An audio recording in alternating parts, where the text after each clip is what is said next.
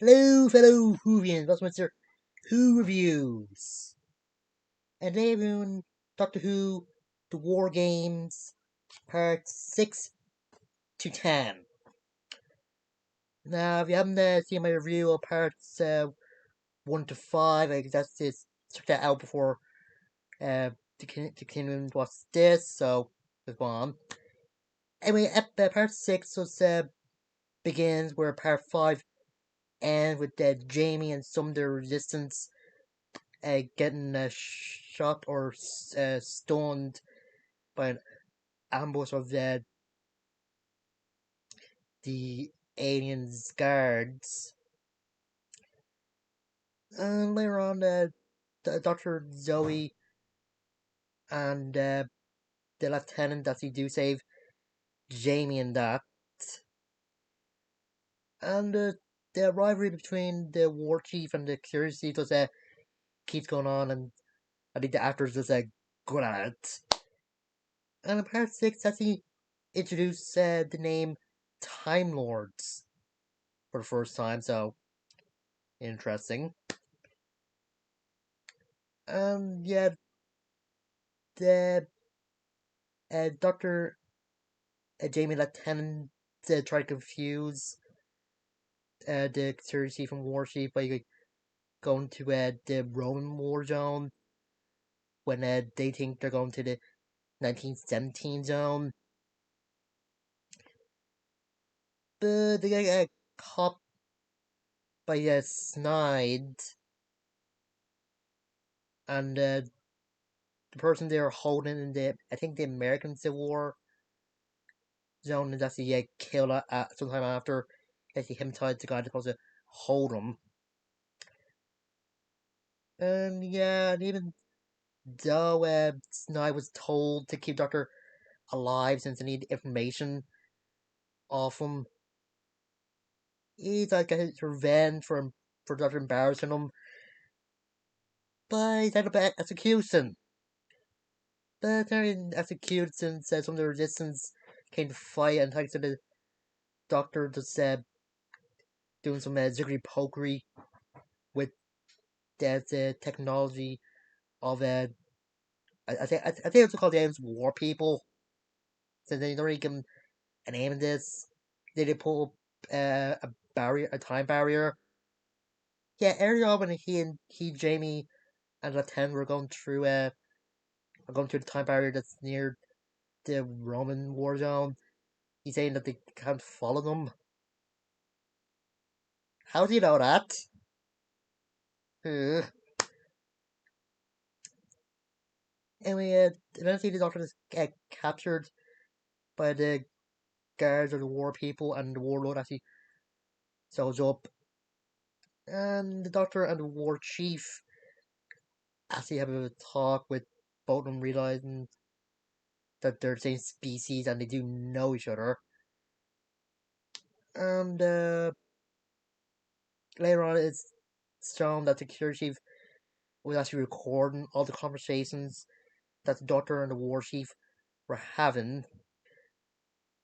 And yeah, when the Doctor hears that the security chief was thinking of dropping a nuke on or some sort of a nitro bomb, I think I can't remember what exactly it was. He decides to play traitor to get the resistance leaders to them so could be re-hypnotized.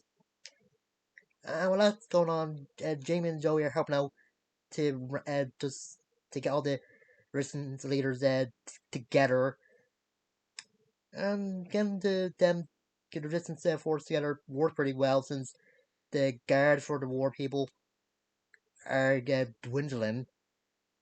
The leader, the Neskin resistance, yeah, he seems a bit loco.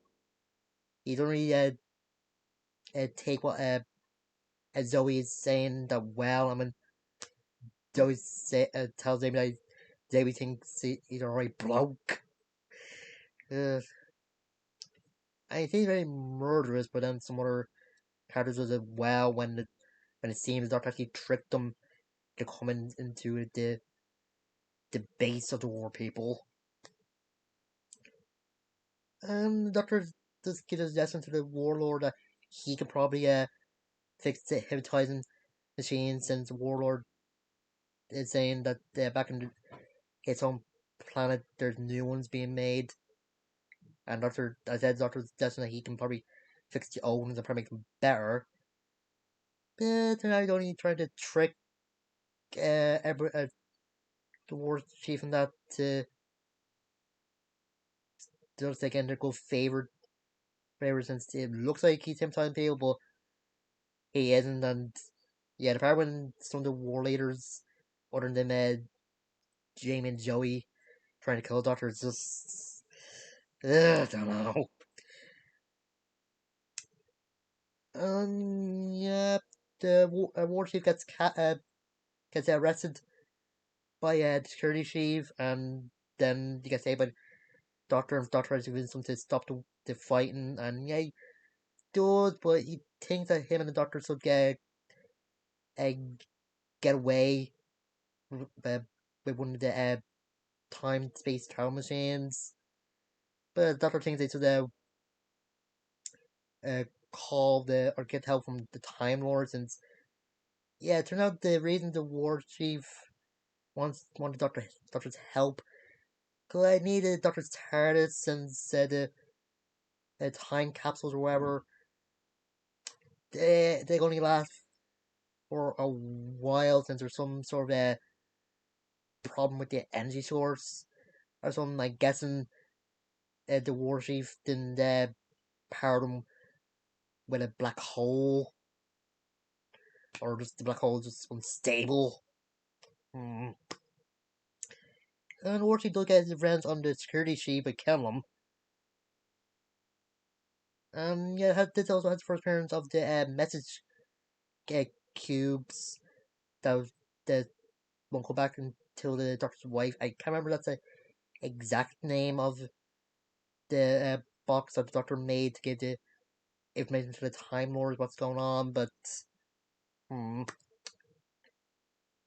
When the warlord or when the warchief tries to get away and bumps into the warlord, he tried to throw the security chief under the bus, but it turned out the security chief already gave the warlord the recording he had of the Doctor and war chief talking.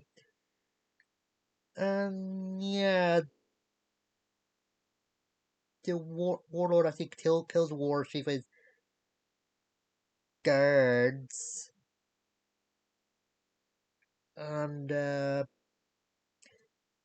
Doctor just trying to run away from the Time Lords, but Jamie, Zoe, and Lieutenant go with him, or the Lieutenant just go with them until they're in uh, the barracks war, since he wants to see the nurse again.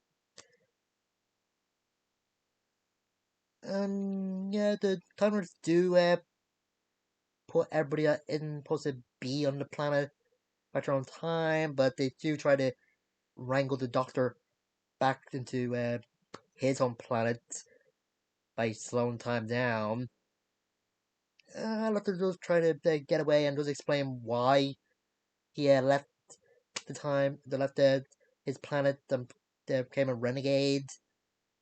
Yeah, it is the first time they actually explain why the Doctor left. I think this is the better reason to why the Doctor just left Gallifrey, and I think it's more like believable other than the reasons, or rather than the other reasons that they bring up in the new series, like the Doctor find out something in the Gallifrey Matrix, or want to know why good always prevails. This is my opinion. And yeah, like I said, Doctor does try to get away from the Time Lords, but yeah, they keep either catching up with them or doing something to the defense circuits. And Doctor decides to just stop running and face the consequences. Yeah, the thing is that the Time Lords are holding a trial for the Warlord, and you know he's only buying time for his guards to come and taking the Doctor and the prisoner so he can take the TARDIS. But the Doctor and the others are able to escape from the water after in the TARDIS, and they just put the TARDIS lights on super bright. Yeah, apparently the Warlord and people can't handle brightness. Ugh. I would have thought that the reason or the thing they did, the Time Lords did, or Time Judges did, the Warlord was did something to his brain or something. Yeah, I don't know. Anyway, when the Warlord and that come out of the TARDIS, they're stuck in a force field, and the Time Lord judges a sentence. They put a barrier around the Warlord's planet, and they erase him and his guards from time. Yeah, and the Jamie and Joe do try to leave, but the Doctor knows that he has to go through his trial as well, with the Jamie and Joey's waiting in a force field. And Doctor does try to defend his reasons, and he just show the evil they face thanks to some stock footage from past episodes, like the episode with the Quarks, uh, the Yeti, Iceman, Cybermen, Daleks. That's who's who of Second Doctor baddies. And when they just the time judges, time lord judges let the Doctor go so they can decide their verdict. James already convinced him to try to run again, but yeah, it doesn't work. And Connors actually send Jamie and Zoe back to their own time thanks to the Warlords or the Warship's time capsules. And even though Jamie says he'll never get the Doctor knows that the Time Lords erased him and Zoe's memories of him prior or just after their first adventure with each other. And later on, the Doctor's verdict is announced, with the Time Lord saying that he's going to be exiled in 20th century Earth, and they're going to force a regeneration on him. Yeah, it's kind of like going full circle here, since the sentences or the stuff that happens to Jamie, Joey, and the Doctor are similar to the uh, kangaroo trial in episode part one of this, with Jamie being forced back into the field fighting redcoats again, and Zoe being sent back to the wheel in space, where she'd be just stuck there forever. And in a sense, the Doctor dying. Yeah. But the Doctor doesn't really go out fight, since the Time Lords do let him choose what you look like. But he's really happy with the choices he has. They do force regeneration out of him choosing a body, and the Doctor just screaming into the dark, and they make him start saying some funny lines. But there's some fans theorize that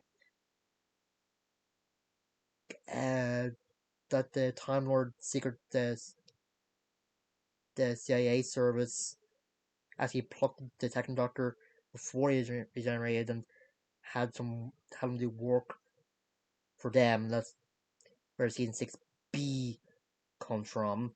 And I think Big Finish just expand the ideas, and they take it out of an audio book about that, but I haven't heard it, so yeah. And yeah, I think War Games is a great story, and Patrick Troughton does great, and it just shows how far Jamie and Zoe have come since they met Doctor. Maybe a bit more with Jamie since yeah, in the 1960s and some other years of the classic Doctor Who that weren't that good the female characters yet. So yeah, and the last pair has one of the saddest companion departures in the whole uh, franchise of Doctor Who, I think, and I and this was actually mimicked in the modern series with Donna Noble fully forgetting the Doctor. So yeah, um, so I heard that some fans theorized that the War Chief was a prototype of what the Master would be like, or it could be the Master in a regeneration. I don't know. Like they did get kill him while on the regeneration, so maybe the ray guns that the guards or the warlord have were strong enough to stop the regeneration, and they did kill another time where they showed up on their planet, and he didn't regenerate either. So this was before it was revealed that you can actually kill Time Lord mid regeneration, or a Time Lord can uh, just not regenerate if they wish. So yeah, and yeah, this is a one. I think it's actually one of the best final episodes for the Doctor. There's some great stuff from with the manipulation and just some comedy bits and just his fear of bringing or just uh, like uh uh does it involve the Time Lords, even though he knows that they'll probably sentence him to something worse what they do to the warlord or even the war chief and that. And yeah, this is just a great episode, a great story, and that'd be one of my favorites of the second Doctor and Doctor Who overall. And let's count that just counting the as just counting like the classic and modern series. And yeah, that's about all I can say. And until next time, I'm Stu. See you guys later.